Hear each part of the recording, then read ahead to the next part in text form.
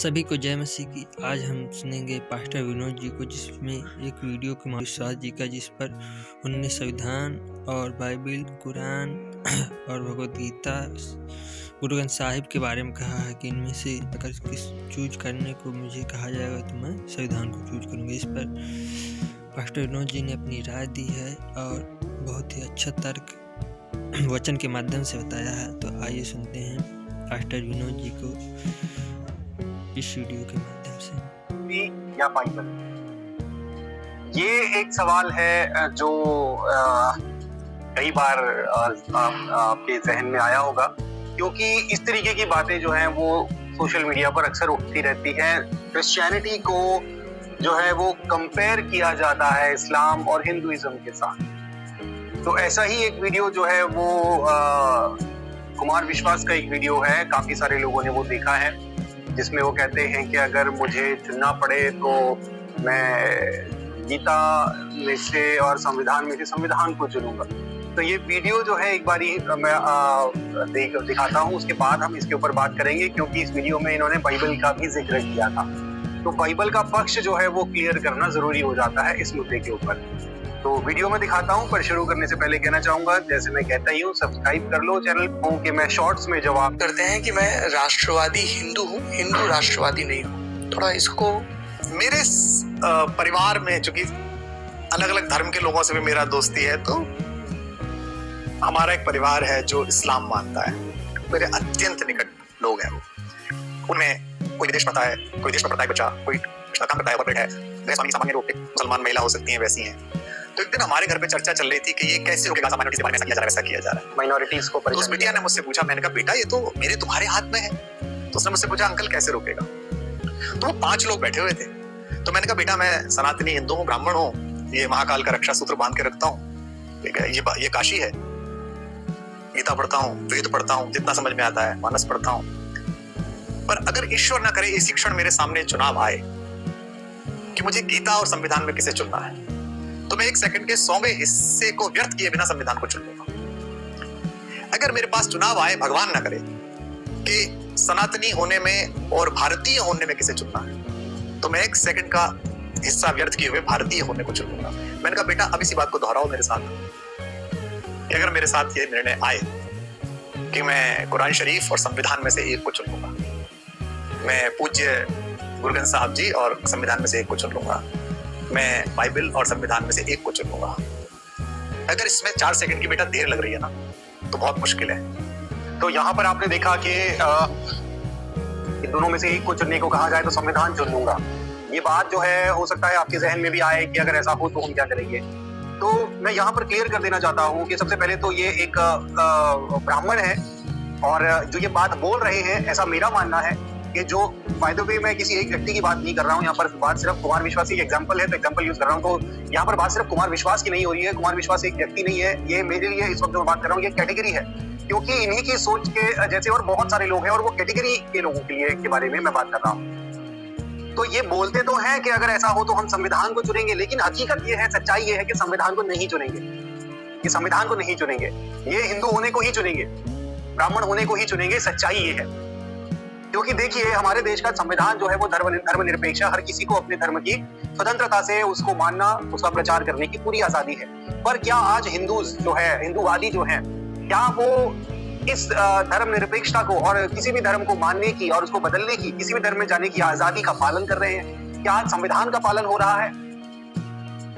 संविधान का पालन नहीं हो रहा, कोई भी उसको नहीं मान रहा है। माइनॉरिटीज को परेशान किया जा रहा है, चर्चेस तोड़े जा रहे हैं, मुस्लिम्स को परेशान किया जा रहा है। ये सारी चीजें हमारे देश में ही हो रही है, और ये बाकायदा राजनीतिक संरक्षण में हो रहा है। राजनीतिक संरक्षण में ये सारी चीजें हो रही हैं। बड़ी विडंबना की बात है, लेकिन ऐसा हो रहा है। क्या इतनी अकल हमारे देश के राजनीतिज्ञों को नहीं है कि हम संविधान के अनुसार चलें? जो सरेआम संविधान को बदलने की बात करते हैं, क्या उनको इतनी अकल नहीं है कि हमें ऐसा करना चाहिए? तो ये सब बातें सोशल मीडिया के ऊपर बोलना तो बहुत आसान है, लेकिन एक हिंदू कभी भी, जो कट्टर स्पेशल खास तौर पर ब्राह्मण खास तौर पर, वो कभी हिंदूवाद को कॉम्प्रोमाइज नहीं कर सकते बाकी किसी भी चीज के लिए। जब बात आती है धर्म के लिए कुछ करने की, तो बता देते हैं धर्मो रक्षति रक्षिता, धर्म की जो रक्षा करेगा धर्म उसकी रक्षा करेगा। जब बात आती है इस तरीके के इंटरव्यूज देने की, तो कहते थे वसुदेव कुटुंबकम, सारे दुनिया हमारे लिए एक परिवार है, सब मिलकर रहें, सब आपसी सद्भाव में रहें। तो कहते हैं ना कि हाथी के दांत दिखाने की और खाने की और, वो वाली चीज जो है वो वर्तमान समय में इस देश के अंदर हो रही है। खैर, ये तो रहा हिंदुइज्म। इस्लाम भी बाय द वे बात सही है, इस्लाम कट्टर बनाना सिखाता है, जिसका जीता जाता एग्जाम्पल जो है हमारे सामने आज हमारी दुनिया में हम देख ही रहे हैं। और वास्तव में ये बात सही है, क्योंकि कई वीडियोस में बहुत सारे मौलवियों को ये कहते सुना गया है कि अगर उनको संविधान और कुरान में से एक को चुनना पड़े तो वो कुरान को चुनेंगे। बट अब सवाल ये है कि बाइबल इस बारे में क्या कहती है, बाइबल क्या सिखाती है। इसके लिए हम पढ़ेंगे एक आयत, एक वर्स पढ़ेंगे।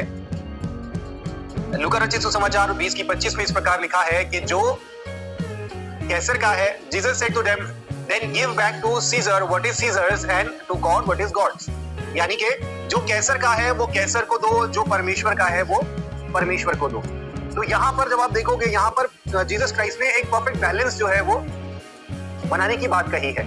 और एजरा और नहमिया की किताब जब हम पढ़ते हैं, पुस्तक पढ़ते हैं, तो वहां पर हम देखते हैं कि वहां पर शहर पनाह बनाई गई और मजबूत शहर पनाह बनाई गई, जिसको बोलते हैं बॉर्डर सिक्योरिटी से, जिसकी हम तुलना कर सकते हैं। तो बाइबल जो है वो देशभक्त होना सिखाती है। बाइबल जो रूल्स एंड रेगुलेशंस हैं, देश का कानून व्यवस्था, संविधान राजा के द्वारा या लॉ के द्वारा, या जो नियम बनाने वाली जो पदवी पर बैठे हैं, उस पदवी पर जो लोग बैठे हैं, उनकी बात मानना, कानूनों का सही तरीके से पालन करना, देशभक्ति, ये बाइबल सिखाती है। जो कैसर का है वो कैसर को दो, यानी कि जो राजा को देना हमारा बनता है एक नागरिक होने के नाते। यहाँ पर बात बाय द वे जिसका इसे टैक्स की बात करी थी, तो यहाँ पर जो सिद्धांत जो हमें मिलता है कि जो राजा का है वो राजा को देना है, यानी देश के प्रति, राजा के प्रति, अधिकारियों के प्रति हमारी जो जिम्मेदारी है वो हमें पूरी निभानी है। और उसी तरीके से परमेश्वर के प्रति हमारी जो जिम्मेदारी है वो हमें पूरी निभानी है। अपनी सारी जिम्मेदारियों को अच्छे से निभाना है। हम ये नहीं कर सकते कि हम ये बोले कि मैं तो ये बहुत बड़ा मसीह हूँ, बहुत बड़ा मसीह भक्त हूँ, इसलिए मैं तो बाइबल पर चलता हूँ और बहुत बड़ा कट्टर बाइबल भक्त हूँ, इसलिए मैं देश के कानूनों का पालन नहीं करूंगा, मैं जो जिम्मे आए वो करूंगा, मैं आग लगाऊंगा, मैं आंदोलन करूंगा, मैं तोड़फोड़ करूंगा। ये बाइबल के विरुद्ध है। एक सच्चा मसीह हो ही नहीं सकता जब तक वो देश के जो है कानून व्यवस्था का पालन ना करे, जब तक वो जो है सही तरीके से एक नागरिक होने की अपनी जिम्मेदारियों को ना निभाए, सही तरीके से टैक्स पे ना करे, सही तरीके से जो है एक अच्छा नागरिक बनने के लिए जो है वो सारे नियमों का पालन ना करे, वो एक अच्छा और सच्चा मसीह हो ही नहीं सकता।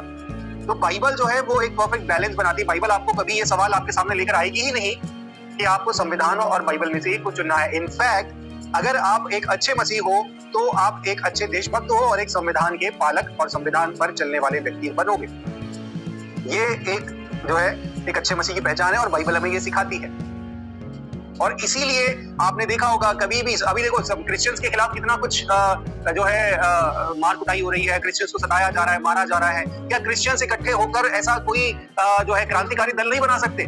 क्या क्रिश्चियंस ये नहीं कर सकते कि नौजवान इकट्ठे होकर जो अपना जो चर्च तोड़ने आ रहे हैं उनको जाकर उनकी जाकर धुलाई कर दो, उनका सर फोड़ दो, एक गैंग बना लो? क्या क्रिश्चियंस ये नहीं कर सकते? कर सकते हैं।